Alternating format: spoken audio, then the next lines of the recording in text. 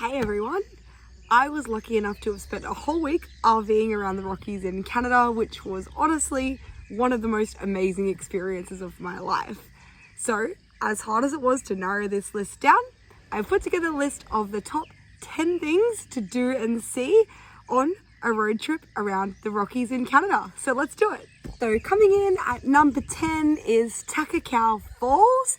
This was an awesome waterfall. It was one of the most powerful, strong waterfalls I've ever seen. You could hear it from the car park. As soon as you left the car, you knew there was something great ahead. We scrambled there up the rocks to get as close to the waterfall as we could, and I was honestly taken aback by the power, like the wind, the breeze from it, and the mist. Oh my god! It kind of felt like when you put your head out a window, it's really windy, that kind of vibe. Just incredible. It was so tall, so amazing. It's really hard to capture the scale of this in videos and photos looking back. Amazing. Such a great start to our road trip. So next up is Bow Lake. This is actually one of the biggest lakes in Banff, so I was very excited to see it, and oh my god, breathtaking. So you park in the car park and walk towards the lake, and you're first of all greeted by this big, huge, aesthetic red building that's got like a gift shop and a cafe in it, and then you just see the size and scale of Bow Lake. Wow. It was absolutely beautiful and just perfectly framed by all of these mountains. It was a little bit of a cloudy day, so we didn't see how blue the water was, but the clouds made it just so amazing and grey, and the gradient of the mountains and everything was awesome. There's a few walking trails around there as well, so you can really just take your time, wander around, explore.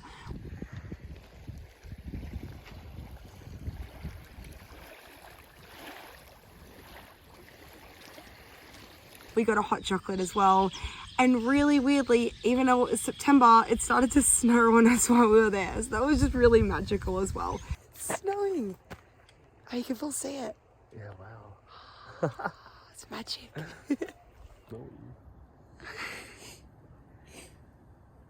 An awesome overall experience, good parking, good to get a coffee, great to wander around, super magical place. Number 8 is Lake Minnewanka, and we did a cruise on this lake as well, which was a really cool thing to do. So we booked this cruise ahead of time because we heard that it could sell out, but it wasn't actually that busy the day we were there, so maybe we were lucky. It was amazing to go cruise through this incredible, massive lake. It's actually the biggest lake in Banff National Park, and huge. We learnt a lot about the lake and about the area. There was actually an old town right next to the lake that was dammed off, and so it was actually underwater, so it's a pretty popular place for scuba divers to go and look at the old ruins of the old town. We were given some herbal tea, which was brewed with the leaves of the local trees, which is awesome.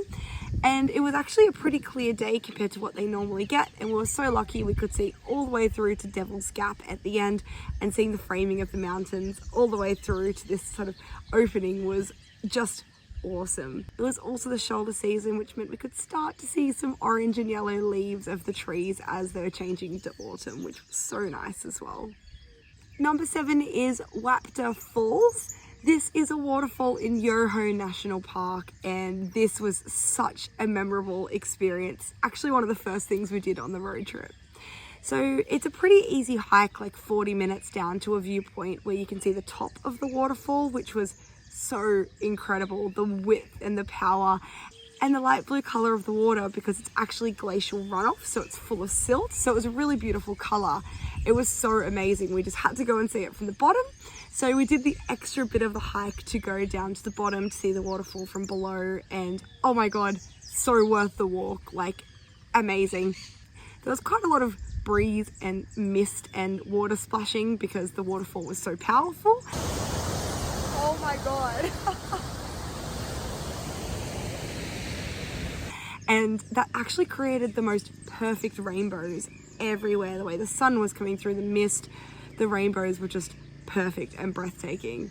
And there was a little hill you could walk up to get closer to the waterfall, so we did that, and Yeah, the water was actually really refreshing after the hike, so to be in a bit of a misting area was really nice. But to see the waterfall up close, the width, the colour, the power, everything, plus all the rainbows as well, this was such an amazing experience I will not be forgetting. Number 6 is Maligne Lake and the cruise we did here out to Spirit Island. This was booked through the same company that we booked the Minnewanka cruise through. They're sort of sister companies, so we booked this in advance. Really glad we did because this cruise sold out and it was really busy. So I would recommend getting there early to get a good seat on the boat. So we were able to sit together, but some couples and families were sort of split up. Like, it was pretty busy. I could totally understand why. This is beautiful, and given that it is the biggest lake in the Canadian Rockies, it means it's quite hard to walk all the way around it, so doing a cruise is a really good way to see the lake. There's 2 cruise options, one's an hour and a half, one's 2 hours. We did the 2-hour cruise, which I'm really glad we did because it meant we got a little bit more time at the Spirit Island lookout. So we got the cruise to Spirit Island past all these amazing glaciers and mountains. The scenery was beautiful. It was actually a slightly smoky day because there'd been some bushfires in the area, so it really added to like the ambience and the greys, the tones of the mountains. So the cruise got to Spirit Island, which was just amazing to see. It's an area that is so significant to the Indigenous people of the area, so it was awesome to see it. You're not able to walk onto Spirit Island out of respect for the peoples and the beliefs of the area, which is totally fine, but there is some great lookout points that you are allowed to walk around, to get some photos, to see it, to take it all in. Like, it was such a breathtaking experience and so amazing to see this area. I'm so glad we did the cruise that was able to go out to Spirit Island, so I would so recommend doing that. Just an amazing experience. Okay, and we're at number 5. This is where it starts getting really hard to rank these things because they're so incredible. But number 5 has to be the Maligne Canyon walk. So Maligne Canyon is actually the deepest canyon in Jasper National Park, and the infrastructure there is great. So this walk is really well signed and really well equipped. It's also known as the 6 Bridges walk. So we parked in the car park, walked down, it's quite well signed, and you can do a sort of short, medium or long walk, whether you want to see a few of the bridges or do the total thing. So it's quite accessible, but every single bridge was different. The entire area was amazing. There's lookout points along the way, but honestly, the amount of time I spent just stopping for photos and videos was crazy. It was amazing. The waterfalls, the rivers, the shades of blue, how the river changed from a darker blue up the top to like a lighter white blue with the glacial silt down the bottom. The depth of the canyon, how in some areas it was really deep. It actually gets up to 50 meters deep.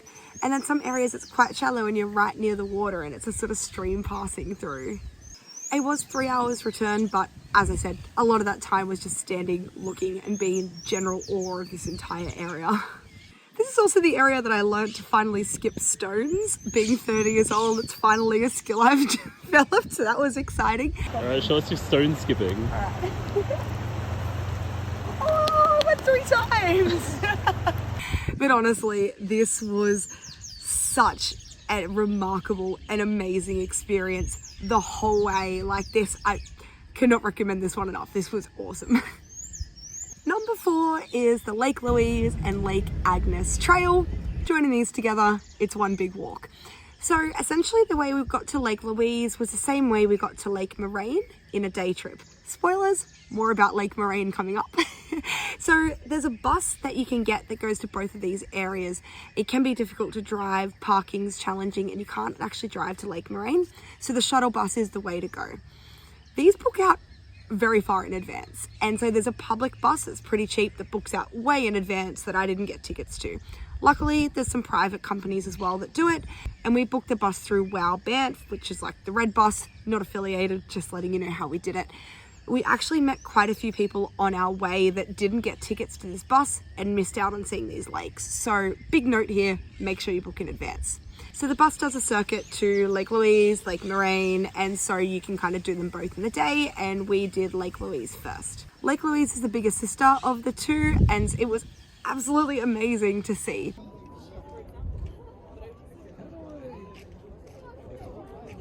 We went quite early in the morning, so it wasn't super busy, which was great because when we saw it later, it was really busy. And there's a really famous trail here called the Lake Agnes Trail that you can do. So it's a bushwalk up the mountain to Lake Agnes, which is at the top of the mountain. So this hike wasn't the easiest hike that we did. I'd say it's like moderate. We were kind of puffed on the way up, but it was honestly so worth it. As you walk up the mountain, the view of Lake Louise just gets better and better. The crystal clear, blue, vibrant water of Lake Louise is amazing from above.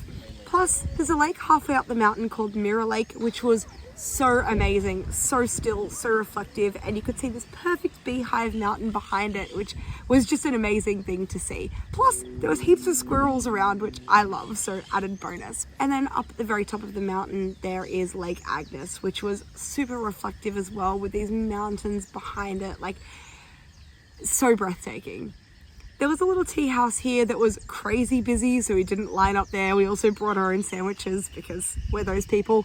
And so we just had a little snack up there and took it in, but just such a remarkable day to hike up that mountain, to see both the lakes on the way, and then to come back down once it was a little bit sunnier and to see Lake Louise was something I will honestly never forget.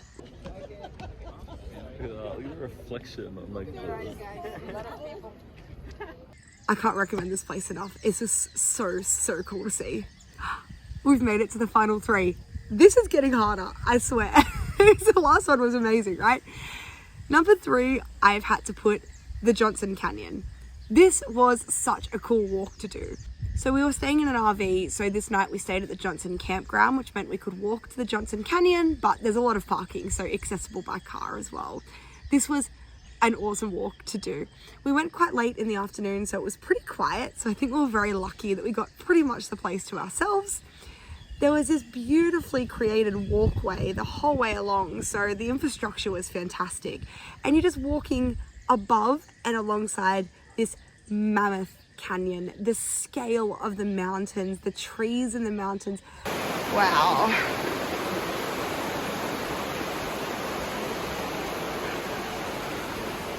The water, the waterfalls. I couldn't count the amount of waterfalls that we saw on this walk. It was just outstanding, absolutely amazing. It's really cool, it's crazy, it's so powerful. Oh my god, like the dark blue at the bottom. So it was a 2.4k walk one way, so not necessarily short, but pretty flat, pretty well marked. It was only the end sort of half a k that was a little bit more intense as you went up to the upper falls. This was so worth it from our perspective. Once we got through to the very end of the upper falls, you're just in this big canyon, and it's just the scale of everything, it makes you feel so tiny to see the actual source waterfall of the canyon. It was awesome to see. Along the way as well, we saw a line of people, so we joined it because why not? And turns out the line was to get through this little cave to see one of the big waterfalls up close, which was awesome to do as well. So I guess when you're traveling, you join lines. Why not? It was so cool to do.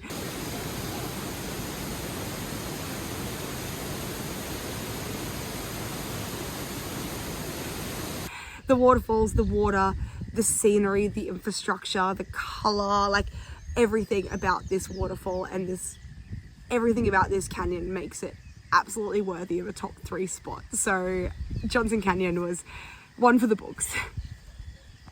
Number 2, which I've alluded to a little bit earlier, that would be mentioned again, is Lake Moraine. So Lake Moraine is the little sister of Lake Louise, which I spoke about earlier, but this is controversial. I think Lake Moraine was more beautiful. The shade of blue of the water of Lake Moraine was unbelievable, absolutely incredible. My nails were blue and the water was bluer. Like, I've never seen water that blue. Plus, the way that it was framed by the 10 Peaks famous mountains behind it was just perfect. Like, it looked like something from a postcard, because it is the thing of postcards and it is the thing of, you know, Microsoft wallpapers. It was just awesome to actually be there in real life. I will never forget seeing it and how taken aback I was by the fact that it's real and stuff like that exists on Earth. Like, how cool is that? We also actually did kayaking on this lake. So they do kayaking on a few different lakes in the Rockies. We chose this one because we read about how blue the water was and how cool it was. So it was 140 Canadian dollars for an hour, which is obviously not cheap. But for us, we thought it was worth it. We wanted to prioritize doing it here, and it was such a cool thing to be out on the water as well. Taking it in.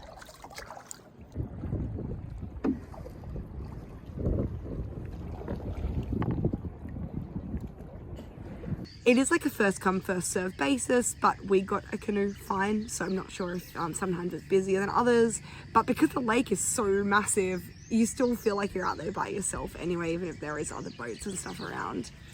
You can go all the way to the end where there's a little waterfall you can see. Just being close to the huge rocks that were around the outside of the river was just breathtaking, and it's so hard to capture on any photos or videos just how massive this area is, but just such an amazing experience. We're at number 1. I feel like I should drum roll. I know you might be thinking, but Jade, I've read the list of things to do in the national parks. I know that it's Lake Moraine and Lake Louise as the main things. What's your number 1 gonna be? Well, the number 1 for me is something that isn't necessarily on the top 5 lists that I've read, but was something that I think is so underrated, and that is the Grassi Lakes hike. It was a 4-kilometer loop, and you can either go left or you can go right on the loop. Left? Yeah, I think so. And if you go around to the left, you get to see a few waterfalls on your walk as well. That's amazing. Wow. And you also get a really good view of the quarry below and the quarry lakes below. But why this is number 1 for me is what we saw at the top. So when you summit the mountain, you are greeted by the most picturesque and perfect lake I've ever seen. And I've seen some lakes, especially on this trip. The shades of blue and green and the moss under the water and the stillness. This deserves a number 1 spot because I didn't realize colors like this existed naturally on Earth, or that places like this existed on Earth. If I'd seen a photo of this, I would have honestly thought it was just an Instagram filter and it would have been underwhelming in real life. But being there, I was so taken aback that this was naturally occurring. It was absolutely incredible. There was the one big main lake, and then you could walk behind it, and there's another one, so there's sort of twin lakes, and they are both just so equally beautiful. It was amazing to wander around them, to have a look at them, just to take it in.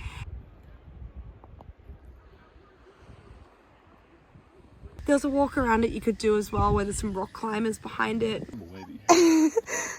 We're scrambling, baby. And I actually saw a pika, which was so exciting because I was really hoping to see a pika on our trip. So that was just a cherry on top of the whole thing. But Grassi Lakes absolutely deserves number 1 spot for me because I honestly don't know for the rest of my life if I will see anything as beautifully naturally occurring as those lakes. And I'm so surprised that there's not more people talking about this place and there's not more resources about it online. It was like mind-blowing. So number 1 for me. So there we go. That's my top 10 things to do in the Rockies in Canada. So I hope you've enjoyed my list. Please comment below. Do you agree? Do you disagree? Is there anything you think I've missed out on? So thank you again for watching, and I'll see you on my next video. Bye.